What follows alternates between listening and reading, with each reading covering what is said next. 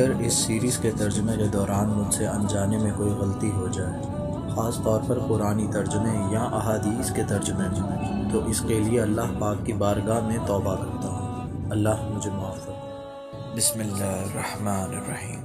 ابلیس کا تکبر اور اس کا انجام بد۔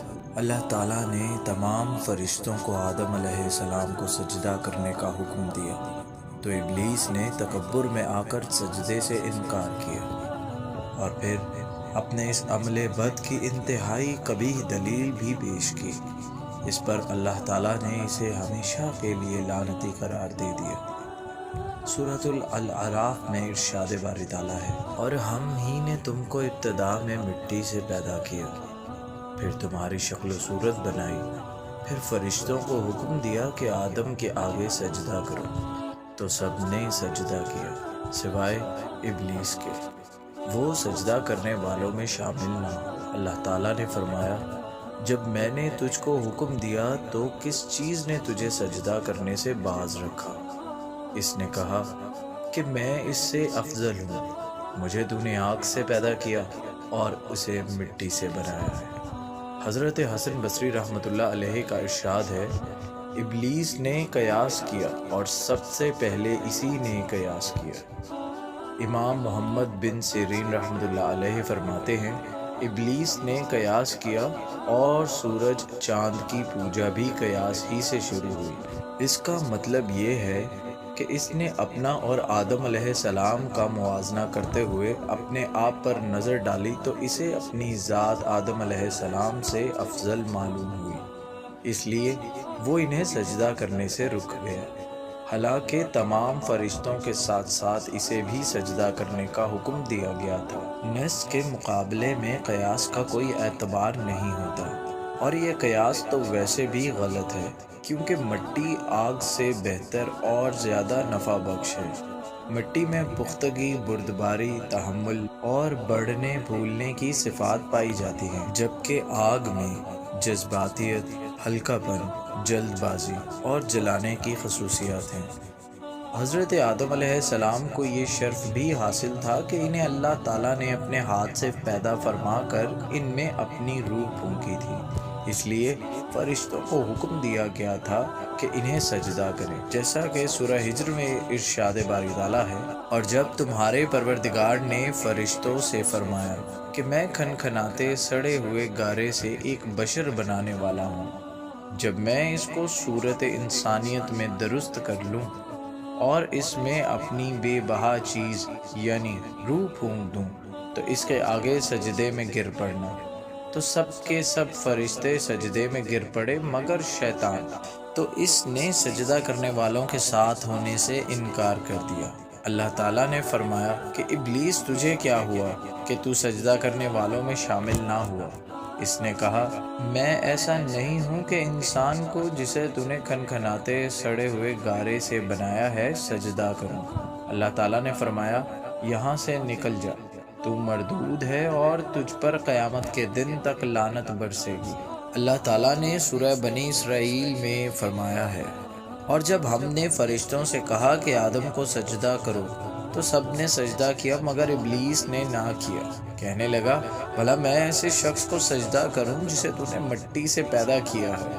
پھر عذراء طنز کہنے لگا، دیکھ تو یہی وہ ہے جسے تو نے مجھ پر فضیلت دی ہے، اگر تو مجھ کو قیامت کے دن تک کی مہلت دے دے تو میں تھوڑے سے شخصوں کے سوا اس کی تمام اولاد کی جڑ کاٹتا رہوں گا۔ اللہ تعالیٰ نے فرمایا، یہاں سے چلا جا، جو شخص ان میں سے تیری پیروی کرے گا تو تم سب کی سزا جہنم ہے، اور وہ پوری سزا ہے، اور تو ان میں سے جس کو بہکا سکے اپنی آواز سے بہکاتا رہے، اپنے سواروں اور پیادوں کو چڑھا کر لاتا رہے، اور ان کے مال اور اولاد میں شریک ہوتا رہے، اور ان سے وعدہ کرتا رہے، اور شیطان ان سے جو وعدے کرتا ہے سب دھوکہ ہے، اور اے پیغمبر تمہارا پروردگار کارساز کافی ہے، جو میرے مخلص بندے ہیں ان پر تیرا کچھ زور نہیں۔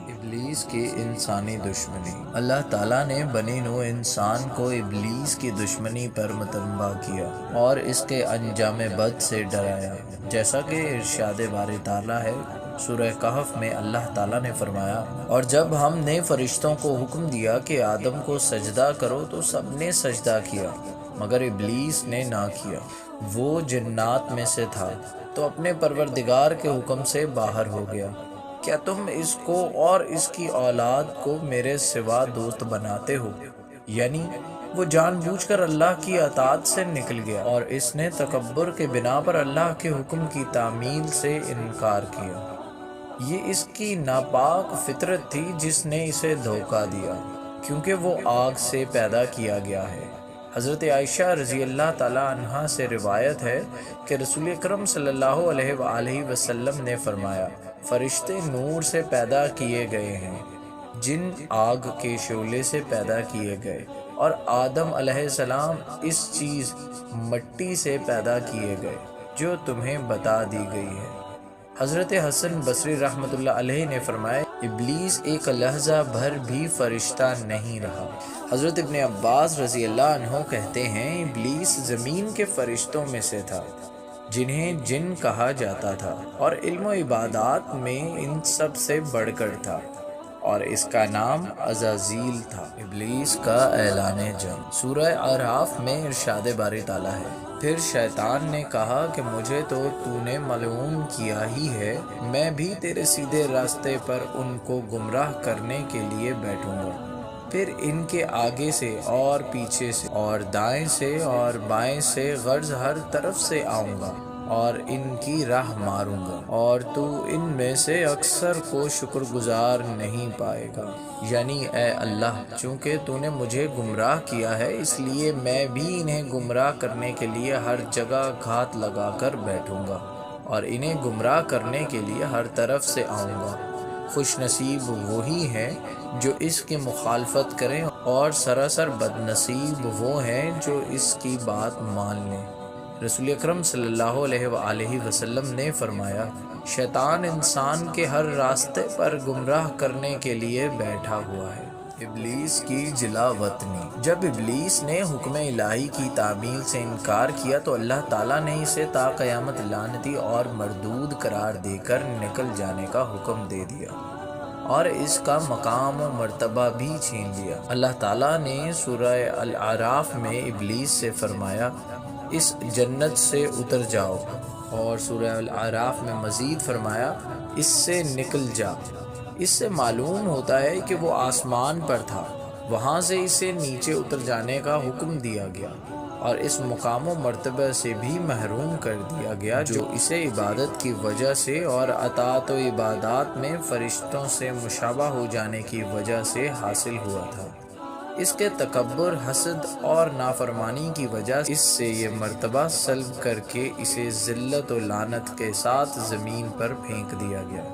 حضرت ابو ہریرہ رضی اللہ عنہ سے روایت ہے کہ رسول اکرم صلی اللہ علیہ وآلہ وسلم نے فرمایا، جب آدم کا بیٹا سجدہ کی آیت تلاوت کرتا ہے پھر سجدہ کرتا ہے تو شیطان ایک طرف ہو کر رونے لگتا ہے اور کہتا ہے، ہائے افسوس، ابن آدم کو سجدہ کرنے کا حکم ہوا تو اس نے سجدہ کر لیا، اس لیے اسے جنت ملے گی۔ مجھے سجدہ کرنے کا حکم ملا تھا، میں نے نافرمانی کی تو مجھے جہنم ملے گی۔ مزید معلوماتی ویڈیوز کے لیے ہمارے چینل کو سبسکرائب کریں اور بیل آئیکن پر کلک کریں۔ شکریہ۔